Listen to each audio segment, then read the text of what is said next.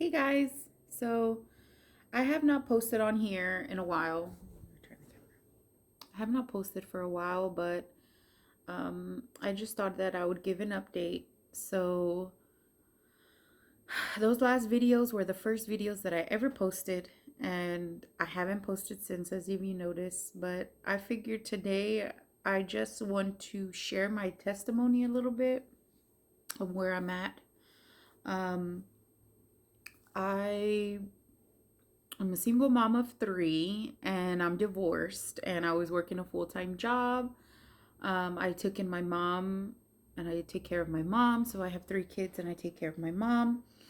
And I was working, ripping and running, taking the kids to school, going to work. I never had a social life. I didn't really have friends to talk to or text. I just devoted my life to my kids.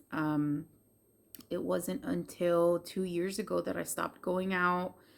And I actually stopped drinking too. I haven't drank in quite some time. It's not a priority for me anymore.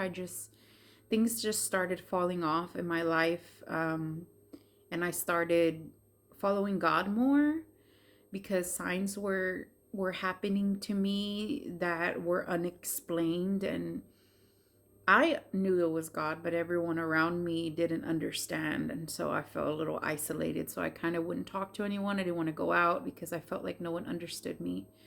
But God always just tried to pull me in, and He was trying to take me away from all the loud noise in the world. And He really did try, and He really did put Himself in my life. And I listened for the most part. It wasn't until literally last year, 2024, the start of it, as when I started actually walking in my purpose with God. So this is fresh. It's been a year. So before Thanksgiving, I watch YouTube and I watch all these videos of people giving spirit guides and the Word of God. And it's what people don't know is that YouTube is tailored to you. So whatever that you watch, the algorithm shows videos of what you're interested in.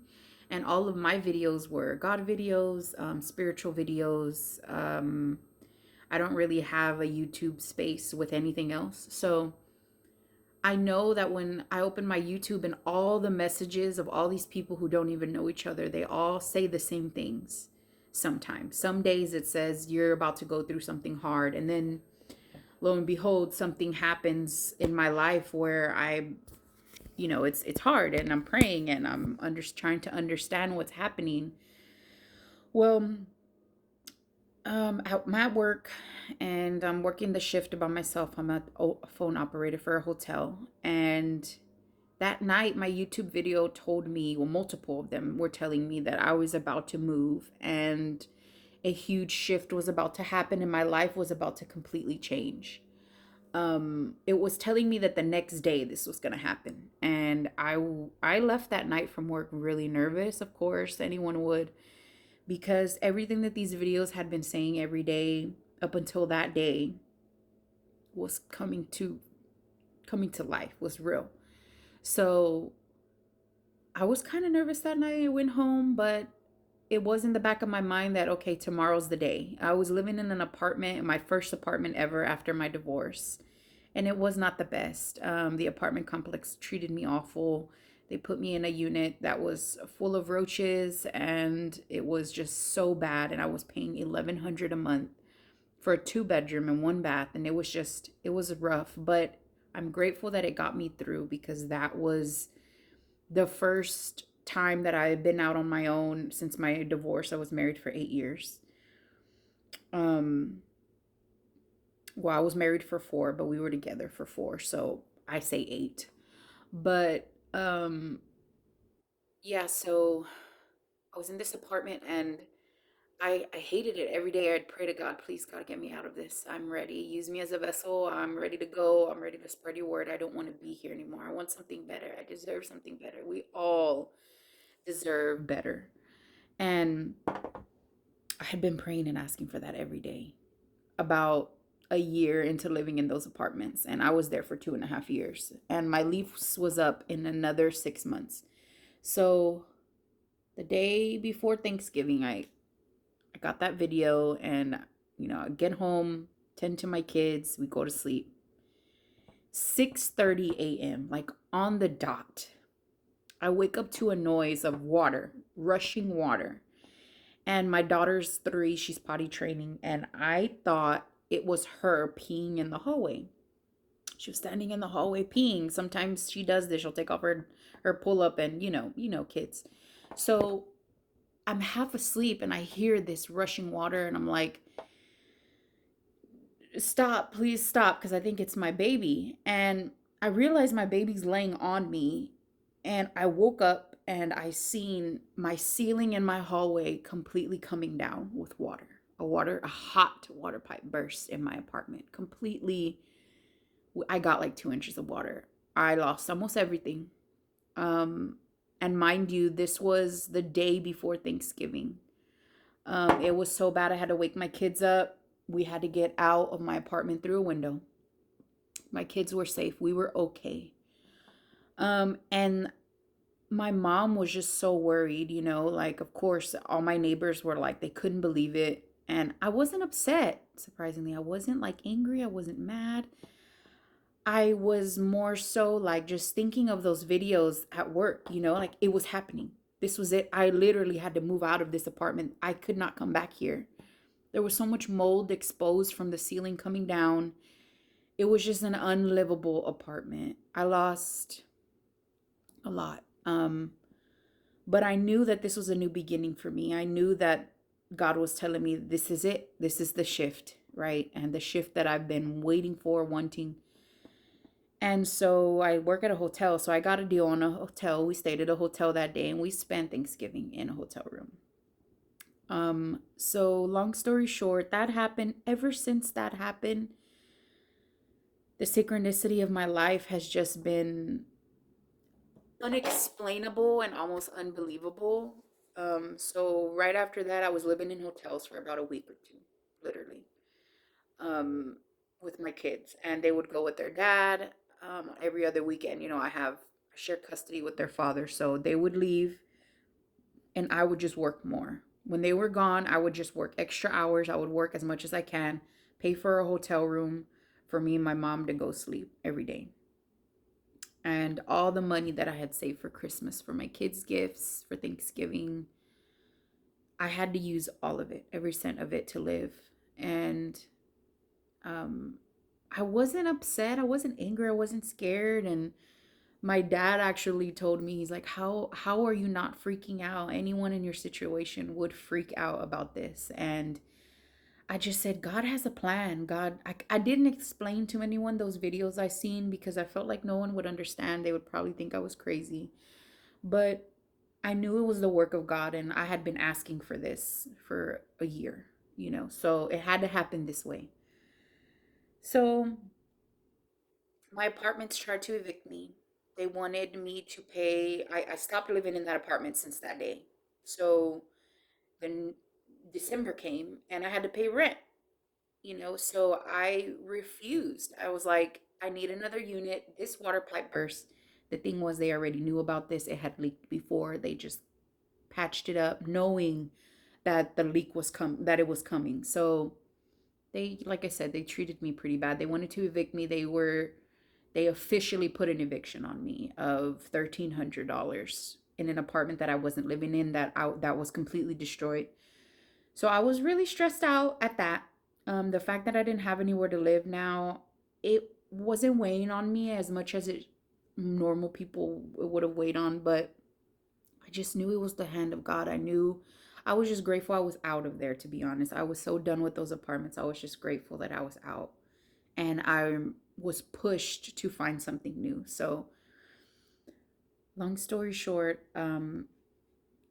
December 13th, which is so crazy. And I remember this like December 12th, actually. I remember this date. It's so profound because in one of those videos that popped up on my YouTube, one of the spirit guides told me December 13th is the day, the second shift of your life that will change. And I didn't know about this day until after, like literally like a month ago, I stumbled upon the video that finally showed up that said that was my shift. And I thought back to that day, December 13th. I went to work. I was gonna work a long shift that day. I was working at the bell desk helping out with luggage. Usually, those shifts when we're busy, I stay. Sometimes I do a double. Sometimes I'm doing 12, 13, 16 hours. So I knew that I was gonna work. I knew, well, of course, I was on my cycle and I was, just tired, exhausted, but working. I was focused. Well, I started hemorrhaging at work really bad, and I couldn't stop. So I was already 9 hours into my shift, and my boss said to stay late because it was busy. So I had to go to my boss because I couldn't come out of the bathroom because it was really bad. And I told my boss, like I really need to get home, or I need to go to the emergency because something's happening. I didn't feel good. I felt I was so weak that I was starting to see the tunnel vision when I walk, like the sides dark, And I'd never seen that before. I never experienced that before, so it was kind of scary. I had to sit down for a minute, at least 30 minutes before I left because I was so dizzy. My coworker gave me a Tylenol to help with back pain because I had so much abdominal pain and lower body pain and back pain, and I was bleeding really bad. And so I stayed at work for another 30 minutes and I sat in my car, and they were wanting to drive me or call the ambulance, but I knew I was like, I'm gonna get to the hotel and I'm just gonna rest. If it's bad again tomorrow, I'll go to the hospital. So I put on one of my videos about God, and I prayed in my car for another 30 minutes because I just was out of it, guys. I was so weak, I was so pale. I didn't know what was happening. So sat in my car for 30 minutes and I drove off finally. And as I was driving home, I had on a video of God, and He was just talking to me and telling me, my path, what was about to happen. And I just focused on the road. I couldn't tell you how I got home because I was so out of it. Like I just remember the roads being clear, no cars around me. So that made me confident that I was going to be okay and make it to the hotel. I made it to the hotel, thank God. My mom was there with my baby, and my other kids were with their dad. And I immediately changed. I showered and I got in the bed and I told my mom something's wrong. Like she was like, "You're so pale. You are you weak? What's going on?" So I told her, and she said, "We'll see how it happens. We'll see about tomorrow." So I went to sleep. I woke up and I ended up staying in the bed. It was pretty bad. I went to the shower and I just wouldn't stop bleeding. I was hemorrhaging so bad. There were huge clots coming out of me. I didn't understand what was happening. By the grace of God, the hotel that we had stayed in was down the street from a hospital. And we were previously at a different hotel which was further down from that one, and that one had filled up and this one had opened up for a price that I could afford. So, and it happened to be literally down the street from a hospital. So, my mom wanted to drive me, but my mom really wasn't driving. My mom, I wouldn't let her drive. My mom's 51. She doesn't have really good eyesight. So she never drove my car. She never drove. So I was like, you know what? I'm going to drive myself. It should be okay. I don't know what I was thinking. So literally, I drove right down the street. My mom stayed at the hotel with the baby, and I went into the hospital and they checked my hemoglobin levels, and they were normal is 13 to a 16 for a woman for a hemoglobin level for red and white blood cells. Mine was at a 4. Um it was so bad. They were freaking out. I got a CAT scan of my stomach, a ultrasound of my abdomen, and I just wouldn't stop bleeding. And they admitted me. Of course, I got admitted.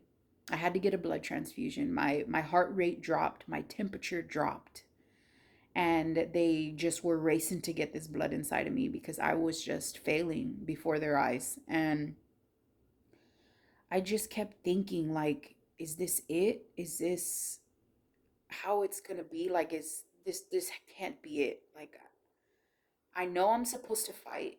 Um, I wasn't sure. I didn't know that my health was gonna fail. That was one thing that God kept telling me to work on my health, to eat healthier. And I was. I mean, I wasn't working out, but as much as I was doing in a day to day, I was so active.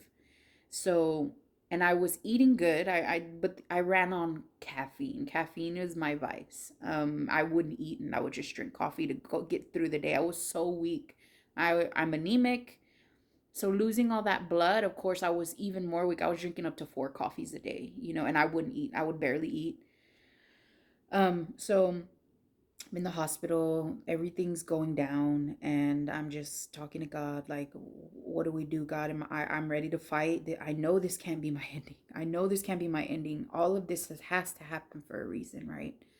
So finally, they give me the blood. My levels start going up, but I will not stop hemorrhaging. My body is just hemorrhaging. They give me medicine to stop the hemorrhaging, and the OBGYN was confident that this was going to stop it. And I told him, you're going to need a plan B just in case.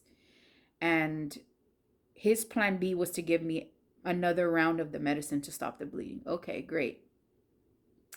He gives me the round. It looks like it's starting to let up. And then the next day happens and it looks like it's about to stop, right? I wake up in the morning and it's almost completely stopped. And I'm like, oh, thank God, because I have been bleeding for like 8 days at that point, like really bad. And they gave me 2 pints of blood and it was just coming out of me. They kept taking my blood to check my hemoglobin level. So I was just so weak in the hospital. And finally, the bleeding stopped. And I'm like, okay, this is great. So I start thinking, okay, it stopped. Now I can finally go to my life. I'll get to work, drive the car to the hotel, find another apartment and try to get my life together. I'm thinking all these things in my head while the bleeding stops and I'm like, okay, what's the next phase? Well, the doctor that comes to visit in the rounds usually comes later in the day. And I knew that the doctor was going to come later and, tell me, okay, you're not bleeding anymore. Let's check this so we can get you out of here, right? So I'm like, okay, great. I'm getting out of here today. This is going to be great. The bleeding stopped. It was around right before noon, right? Right before noon. I'm laying there in the bed, and at this point, when I'm in the hospital, I have not turned the TV on. Everyone kept asking, do you want to watch TV? No, I don't want to watch that. I felt like I needed to turn to God. I felt like this was all God's work, not in a negative way. I didn't see it negatively. I seen it as finally, this is the change. This is the change I couldn't do on my own. So God pushed me, and I was okay. Like, I was really weak and I was in a lot of pain, but I was okay. I'm breathing, on my own. So thank you, God. So was reading my Bible, man. I read my Bible so much. I was watching all my spirit guide videos. I was journaling. Right before noon, gush of, I start gushing blood again. It just comes. It's a lot. I go to the bathroom. I clean myself up, and I come back in the bed, and I'm just like, oh my gosh. So I knew in my mind, I'm like, okay, I'm not going home today. So I knew that they had to come in and check my blood again because I was gushing blood again. And the doctor shows up around noon. Right after that, 30 minutes. This doctor that usually comes later in the day shows up right after I start bleeding. If he would have showed up 30 minutes before, I would have told him, I'm not bleeding anymore. We're good. He would have made me like wrote the papers for me to leave. He shows up 30 minutes after I start bleeding again. And the doctor comes in super happy. Oh, I heard you're not bleeding anymore. And I'm like, it just happened again. And he just was in disbelief. He said, we have given you so much medication to stop this. It should have stopped this. We don't understand. Your results came in from your ultrasound. You have a large fibroid growing on your uterus. This is probably what's causing the bleeding. They didn't know if it was a tumor or a fibroid. They didn't know if it was cancerous or not. So they were worried. They wouldn't tell me this, but I seen it on their face. They were really worried.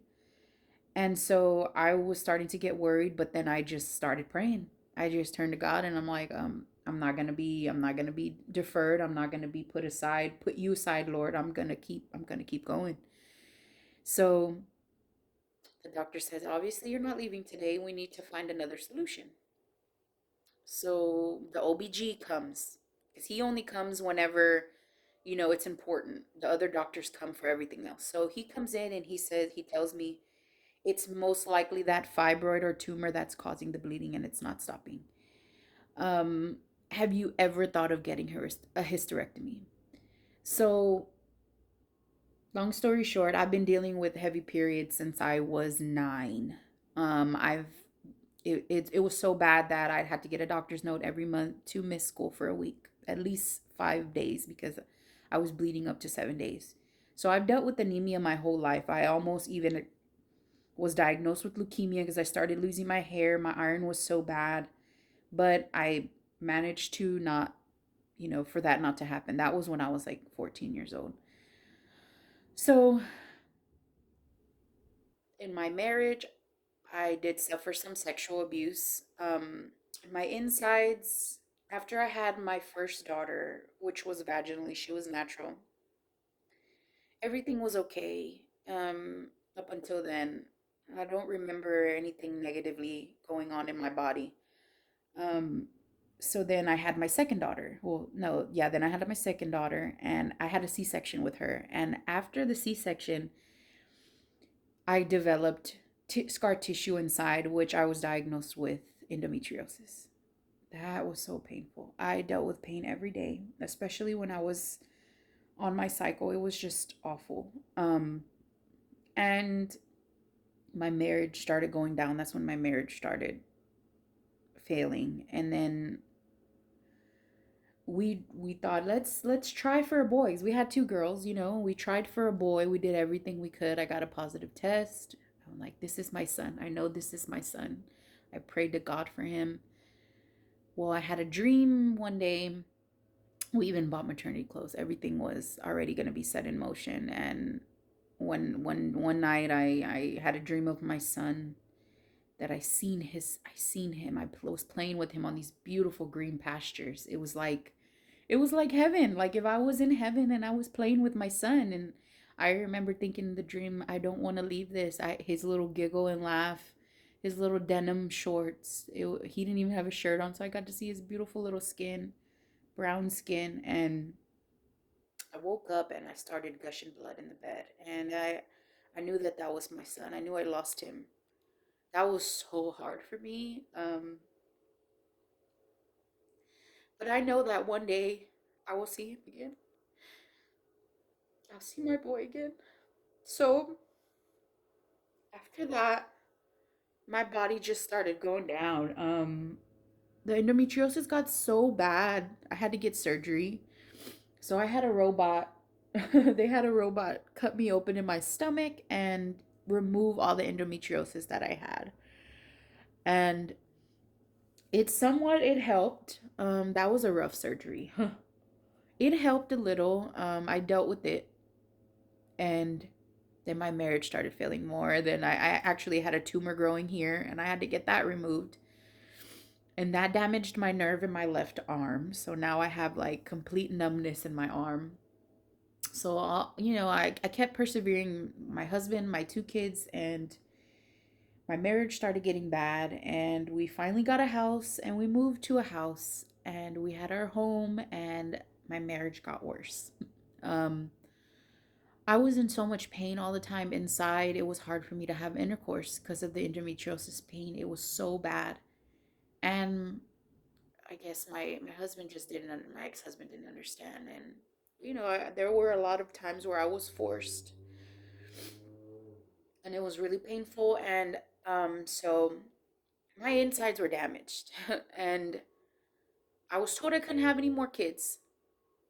And divorce ended up really bad.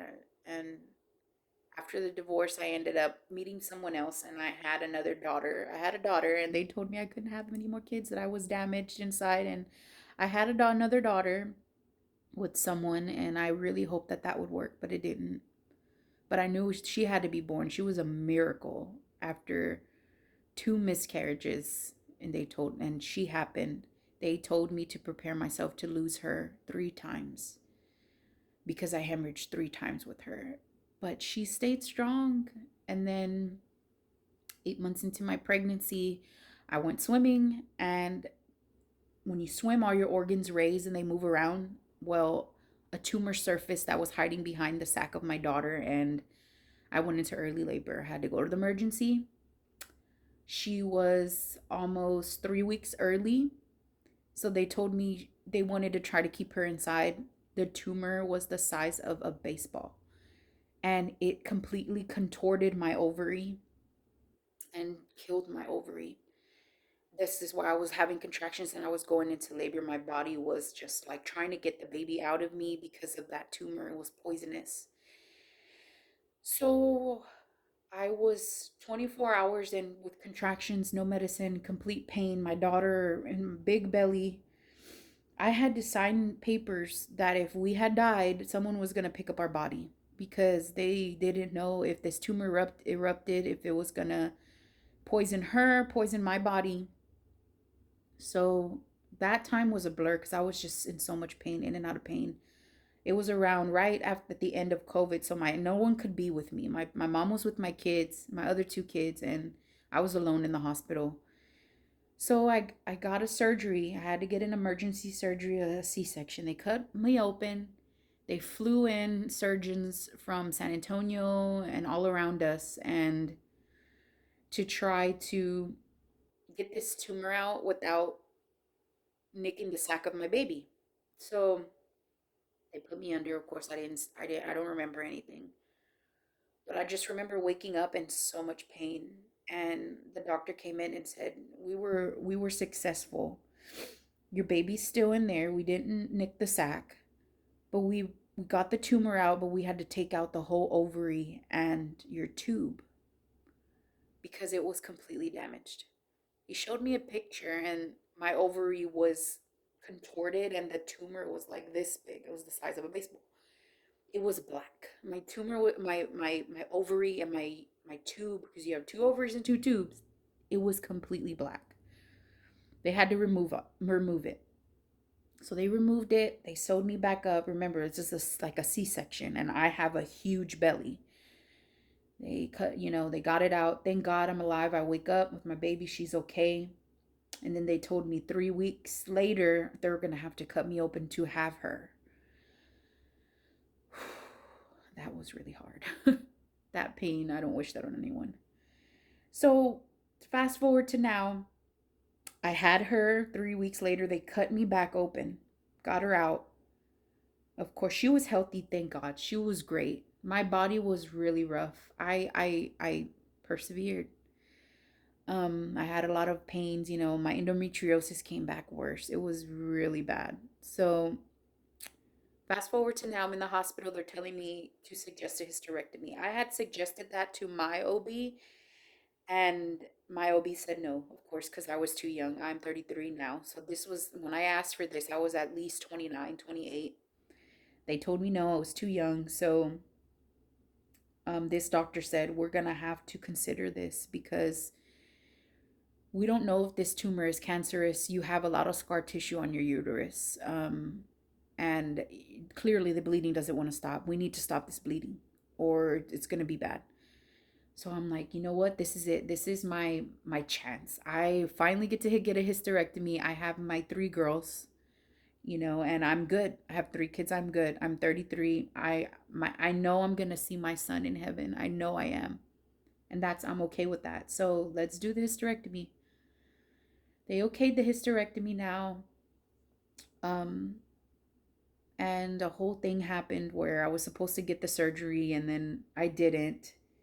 So then I had to stay in the hospital longer. So then finally the day came for the surgery, got the surgery, everything was good. Now to heal. 2 days into healing, I'm still bleeding. They're saying it's going to stop. Well, I just all of a sudden, it was Christmas, was it Christmas Eve? My family came to see me right before the surgery. My kids came to see me. They hadn't seen me. I was in the hospital at this point for over a week. I was in the hospital for 3 weeks, about a month. of the month of December. So I spent Christmas and Christmas Eve in the hospital. My kids were with their dad and their family. Christmas Eve, my rectum started bleeding, and I my everything just declined out of nowhere. They checked my hemoglobin levels. They had dropped again, really low, because I wouldn't stop bleeding after the hysterectomy. It should have stopped, but it didn't. They managed to get the whole everything out. I only have one ovary now and one tube. I have no uterus. I have nothing in there but an ovary and a tube left in my body. So my rectum started bleeding and I just started declining so fast. They put me on a stretcher and took me to ICU. Go to ICU. My hemoglobin levels already dropped back down to a 4 from just like when I first came in. After all the blood they gave me, after everything, I was declining on Christmas Eve. I thought that was it. Um, I called my mom and I remember telling my mom, "You guys don't come. It's okay. I'm gonna be all right." I was giving up because I was in so much pain, and my mom was scared because, well, she wasn't there. She was trying to deal with my apartment and salvaging whatever I had left in my apartment while I was in the hospital because they were trying to kick me out. And I told her, don't come. It's okay. And she showed up right before they put me on the stretcher. And she was like, "What's going on? What's going on?" And they told her she started bleeding from the rectum. Her hemoglobin's really low. She's still bleeding. We're gonna take her to ICU because I couldn't even walk at this point. I was so weak.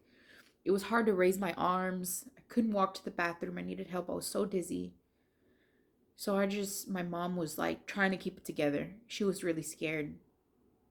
And they took me to ICU and she left and she brought my brother with her. And she brought my brother and they were at this point they were trying to find more blood for me. And I have gotten so many blood transfusions because of my cycle bleeding so much in my life. Um they couldn't find blood. They checked all the blood banks in the area. They wanted to transport me to the medical center, which the medical center couldn't even find blood for me. So they were like, "Well, you're so weak. If we transfer you there, it'll just deplete you more. So we're going to keep you here in the ICU and try to find out. We're going to give you a colonoscopy to check your colon to see where the blood is coming from." So after hysterectomy, they want to do a colonoscopy. I'm so weak, and now they want me to cleanse myself. That night they couldn't find the blood. The next day my health was just declining, and I remember my brother coming telling me just to hold on and everything was going to be okay. And they started giving me stuff to drink to cleanse my colon, and that was really hard. That was really hard because I was going to the bathroom and I was so weak and I had to have help. It was so hard to even wipe myself because I was so weak.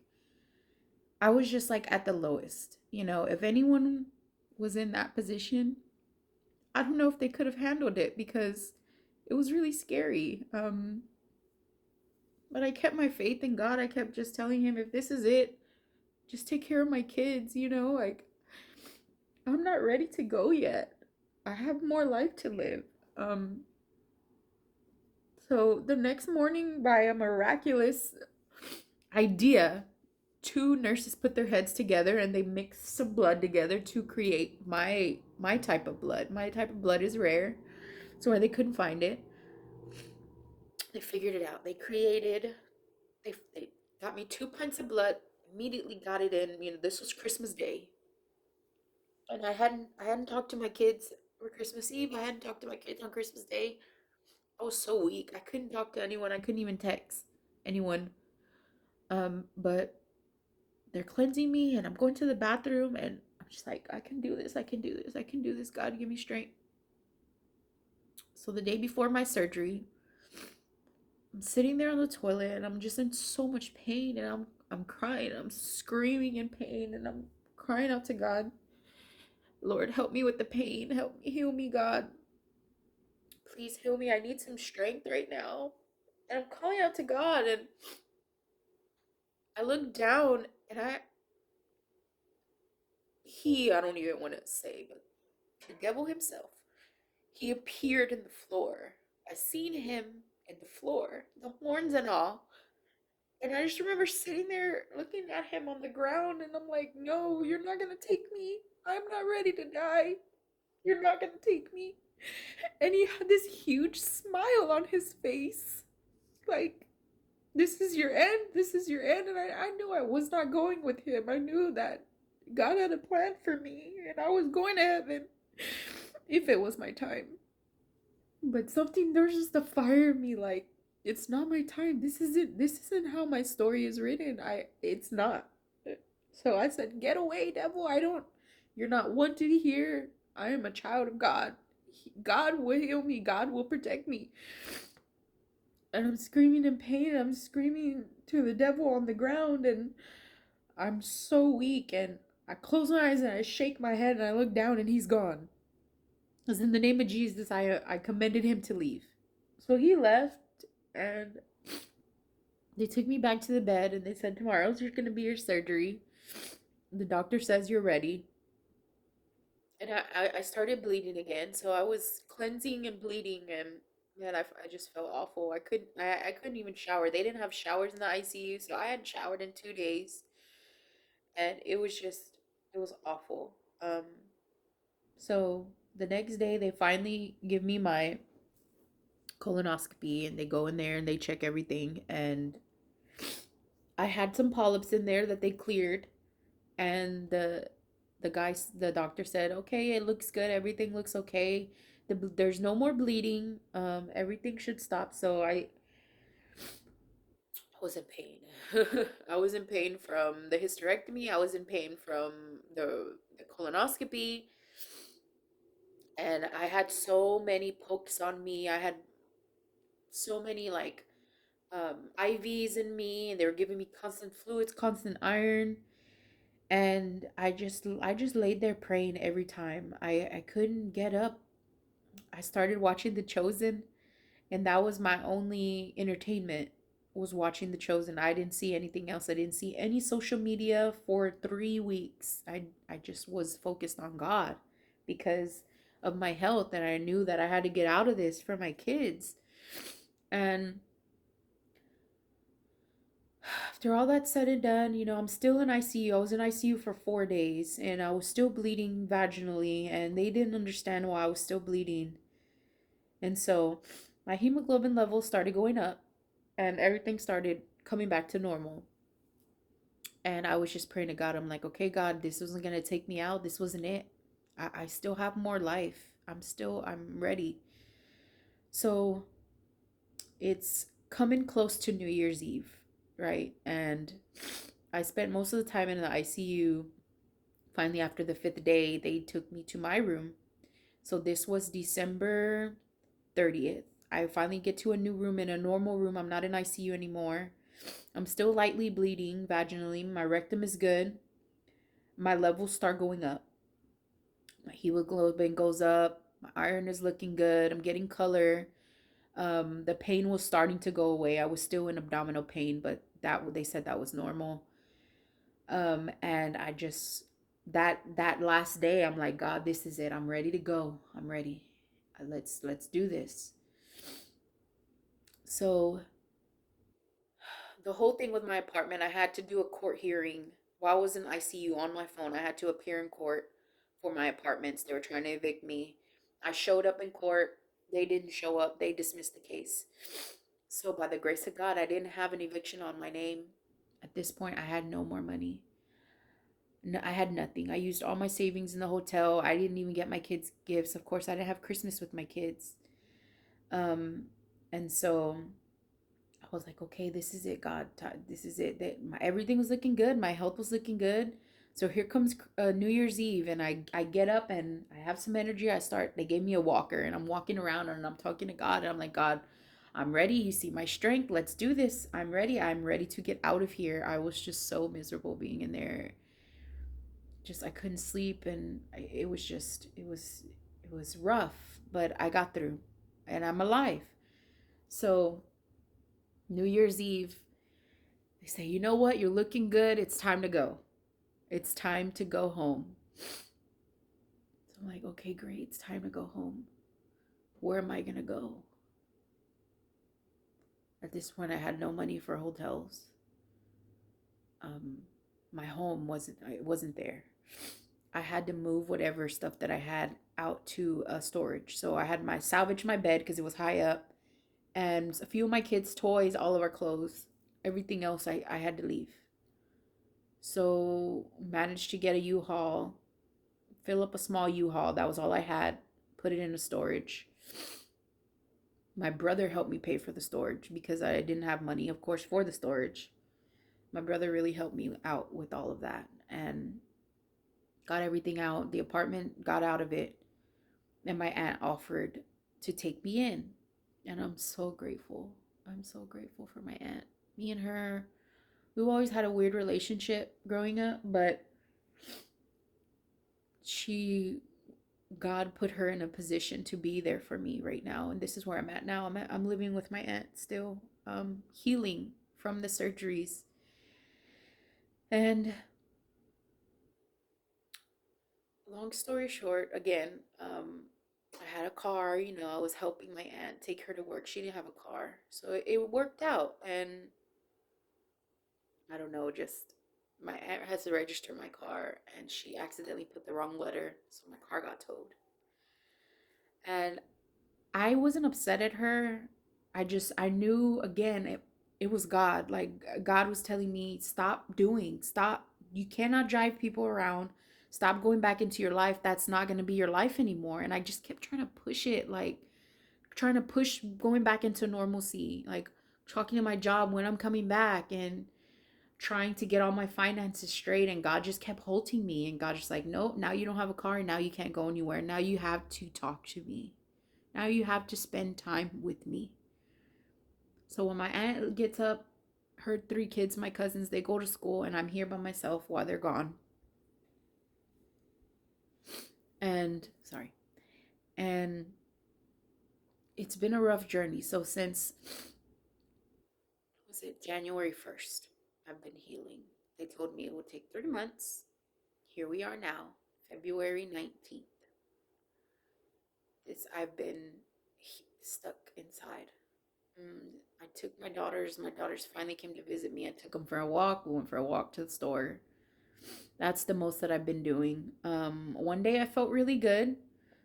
I'm like, you know what? I'm gonna start stretching, maybe start moving my body a little bit because I wasn't at this point. I was just constantly reading the Bible. I wasn't even on social media. I was looking at my spirit guides, journaling. I've journaled so much, my testimony in my life, and all scriptures and things that God shows me. He's been telling me to go to YouTube and just tell my testimony in my life and everything. And I was so scared, and I would say, no, I'm not doing it. I'm not doing that. I don't want to be in the camera.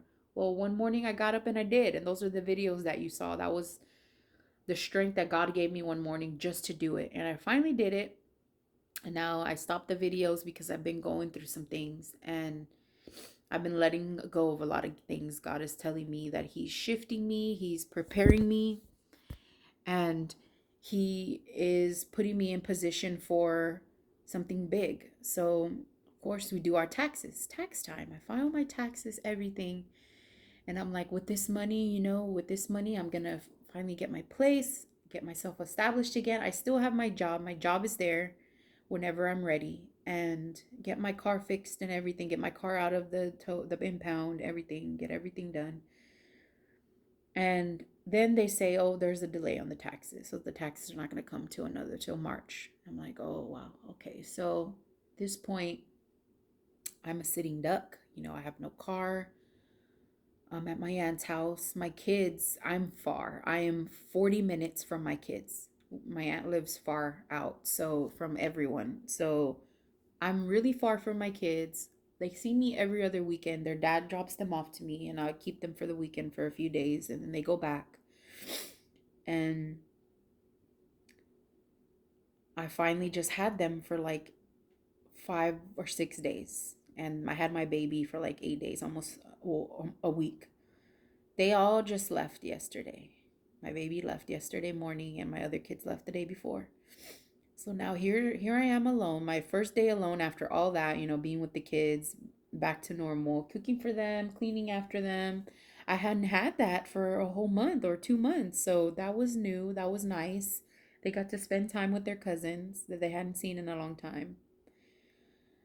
And as all this is happening, my bank just I I I cut off everything, of course. I cut off all my subscriptions. I cut everything off so I wouldn't get anything out of my bank because I don't have any money. Everything's gone. I'm at zero everything. My credit cards are maxed. I have two credit cards, they're maxed. One of them is overdue. I'm in the negative right now on my bank. And I've been asking family here and there, hey, can you send me $20? I'll send it back to you once my taxes come in. I've already done that. So I owe people money to try to stay out of the negative. And my bank just keeps, I have a Walmart subscription which is $7, which I use to get food, and I paid that. And then I pay for my child's life insurance that I didn't stop because it's $14. So because of that, now I'm in the negative.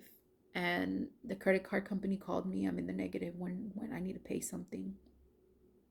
And I woke up today very weary and just trying to wrap my head around all of this. Um, I That's why I started recording. I said, you know what? I'm just gonna record my testimony today because that's all I have to give today. Um, and that's it. That's my testimony. I'm here now, and I opened up my YouTube videos today, and every YouTube video is telling me you're in another shift. This is it. Today's the day. That's why you're feeling this way. You're feeling left out, like God's not listening, God's not here for you. You feel like you're losing. And everything they were saying is like, yeah, today I feel that way. Today I feel like that. Yes, that's happening. My bank is depleted. I'm in the negative. My credit cards are calling me to pay. And every day that my car is in the tow, the impound, I'm getting charged. It's almost up to $1,000 now. So, and by the way, I had a leak in the car. The car was leaking fluid.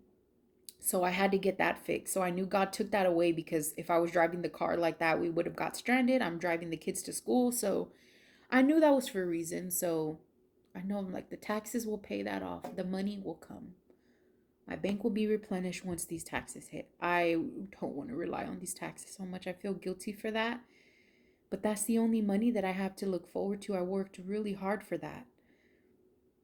So now I'm just waiting. Today was a day where my soul was just, I'm not impatient. I don't feel impatient. I just feel like I'm stuck. I feel stuck. Today is one of those shift days because I only feel this feeling on the major times, and it keeps saying abundance is coming.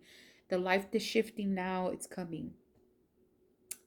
And I believe it. I do believe that it's coming. And me and my aunt talk, and I'm grateful that my aunt understands where I'm at right now. One understands that I can't help her. I wish I can help her with her light bill. I wish I can help her with her rent because she has just been so graceful to me. And I know I will be able to. I know it's coming, and I'm glad she has patience with me. I'm glad. I'm grateful for that. Um, so here I am giving you my testimony. I'm in 48 minutes. It's my first time making a video of myself saying anything on camera. Well, this long. I've been doing 3-minute videos. But I just want to say, like, after all of this has happened, I still believe in God.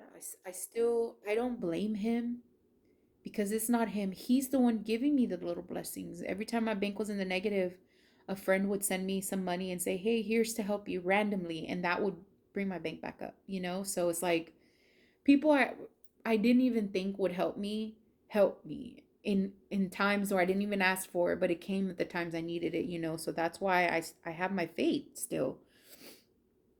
I just feel like I read my Bible, but I can't think, I can't focus.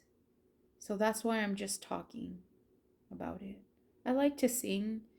I downloaded a singing app, and maybe I'll sing some Christian songs to make my soul feel better and not so shaken. But I went on a 7 day God cleanse where, because I'm not on social media, I'm mostly on YouTube, and I like to watch the shorts of like cleaning videos and things like that. I don't really watch anything else but like cleaning, restocking the fridges.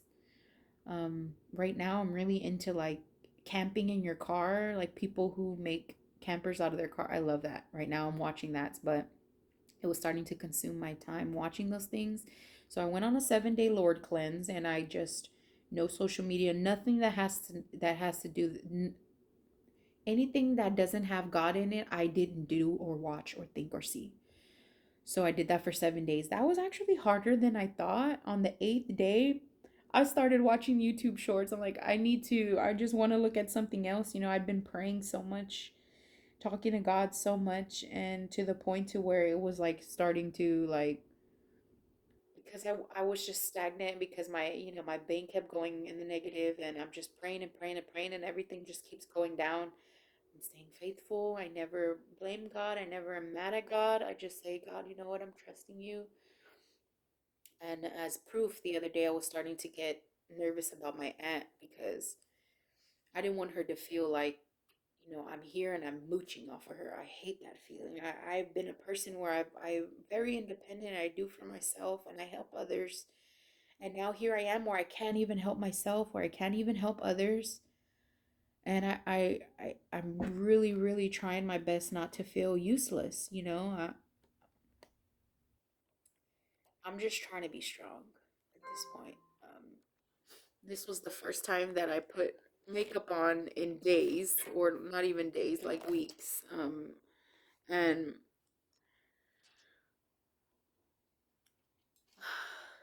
that's a notification from my bank saying that I'm in negative. And if I don't pay this $16 I'm in negative, they're gonna charge me another 35, which they've already done, and I've had to pay it. But I can't think of that. I kind of just keep moving forward because God said today's the shift, and I'm looking forward to tomorrow to see what's gonna happen with the shift. I believe it has to, right? I have been at the bottom, and I always said I love to be alone. After I get divorced, I don't want to be with anyone anymore. I dated a little bit, but then I just realized that wasn't for me. That I want to follow the path of God and just focus on God, focus on my kids and my life. And I've always wanted to be alone. And it's like all the times that I told everyone, I love being alone, I want to be alone. He put me alone. I'm here alone. I said it so much, and now I'm living it. So to go back to those words, if you made it this far, I know it's almost an hour, but to go back on those videos that I posted saying our words are so powerful, you guys, I was saying this for a year. I was saying even about my hair. I want to cut all my hair off. I want to bald my head. I've always wanted to do it. I've never been able to do it. I cut it super short, starting to grow back a little bit, but right before all this happened, I was telling my coworkers, I want to be alone. I love my solace. I love being alone. I don't like to share my time with anyone, me and God and my kids, my family. And I love it. I love it. I'm going to cut all my hair off. I'm tired of my hair. It was growing so fast. Everyone was like, even my coworkers were kind of jealous. Yeah, I wish my hair grew that fast. And I'm like, I just want to cut it off.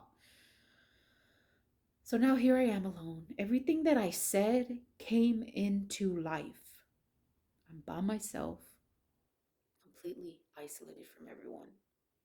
My hair's stopped growing, guys. I kept saying I didn't want hair. It's just hair. It'll go away. And you guys, it stopped growing.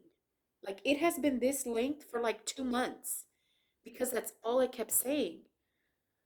So what you say and what you project into the world is so powerful. I just, it's so powerful. So speak positivity. Yes, I'm in a moment where everything around me looks, my life, if you look into my life, it looks like it's nothing. But I know it's something. I know that All the journaling I've done, all these few videos, and the more of the videos I will make, I know it will help someone. I know, I just know, because all the videos that I searched of people going through what I went through, it helped me. It helped me in those moments where I felt low, and I felt like, you know what, you're doing it. You went through it, and here you are posting a video, and you're okay. And here I am looking at your video, and I'm okay, and I'm going through that too. It's okay. Everything's gonna be all right. Coming from me, coming from someone who has gone through so much, and just to put in there, because I'm almost at an hour and I'm gonna stop this video soon. My mother, she overdosed in my living room while I was going through my divorce, and I saved her life. I brought her back to life, and she cleaned up, and now she lives with me. I even had to go through that, you guys. My mom died in front of me 3 times, and I brought her back to life. And my mom is still alive because of me. And I'm supposed to be healing from that, and I have cried so many tears over that. But I know God's just healing me from it. But anyone who goes through seeing their mother die and then taking her last breaths because of a drug, and then you bringing her back, that was really, really, that was like a wake up call in my life. I don't know what wake up, because I was going through a really bad divorce at that time too. So I don't know. Just to tell you my testimony of things, that was another thing in my life that I didn't tell you guys, that I have gone through, and I'm still here. You guys, you can do it. If you're thinking about wanting to end your life, or I've struggled with that my whole life. I've been in the mental hospital 3 times from trying to kill myself, and I'm still here, you guys. I'm still alive, and I want to be full of life. I want to. I want to flourish. I want to spread the word of God ultimately. I don't know. I know my purpose is God. I know my purpose is to share my life, share all the things that I've been through, to let people know that you can get through it. You can get through it. Just call on God. And I need to take my own advice, because some days I'm in a daze, and some days I'm like, I don't even know how to pray, like it's that devil really, really tries to come and hinder me, but I'm moving forward, and I keep going. I'm gonna keep going. I have more life to live, and I have more to share of the beautiful power of God and what He's done in my life, and I can't wait for the abundance to come. When these taxes come, I plan on sharing it. It's finally establishing my life and sharing it with people, and volunteering and doing things that I couldn't do before. And I know that it will happen. I know it will come. So I'm sorry I cried, and I'm sorry I'm ending this video, and it's so much. And if you got this far, I really appreciate you. Thank you. I would love to hear your story. If you want to comment, or if you want to message me, I will hear your story. If you want to pray, I will pray with you. Um, I just had to share. God was telling me to share, because today I don't know what to do. I'm watching my videos. I'm trying to read my Bible. I'm trying to journal. But something was just on my heart to talk, to just say. And this I'm saying. And I'll end this with the prayer.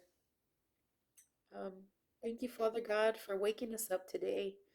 Thank you for your love and your beautiful mercy, God. You are Holy Spirit. You are beautiful. Thank you for all the blessings that you show up in our life, all the sunsets and sunrises, and all the birds chirping, all the little things that we pass by every day, Lord. Help us to see them. Help us to live in this life positively in your footsteps, Jesus. I pray that whoever stayed and watched the video this far, I pray that you bless them, Lord. Have your hand over them, so that way they can get through whatever they need to get through. I hope that my testimony helps them in any way, because through you anything is possible, God. Through you, you are the light, the love. You are it. And I just hope that anyone watching and listening to this turns to you and talks to you like a friend, because you are a friend. I pray that you protect them and their family. and you watch over them and they stay in your word and they look at your signs, Holy Spirit. I pray that they see the signs and live through you, Father God, so that way you can show them your blessings and they can live in eternal peace in heaven with you, Father. I pray that they accept Jesus, they accept you, Christ, into their hearts to love you and to realize that without you, nothing beautiful can happen. If the negative thoughts that they think, I would please let them know that it's turning their life negatively. Stop watching negative things, stop listening to negative things. Those have messages that tune into your brain to hurt you, Father, to hurt them. And Father, I ask that you just give them clarity on this and let them know and whisper in their ear that to stay positive, to look at positive things, to think positive things, and to think of you, Father. Call out to you when they need you because you will be there. In Jesus' name, I pray that He blesses you. I love you guys, and I hope to make more videos soon.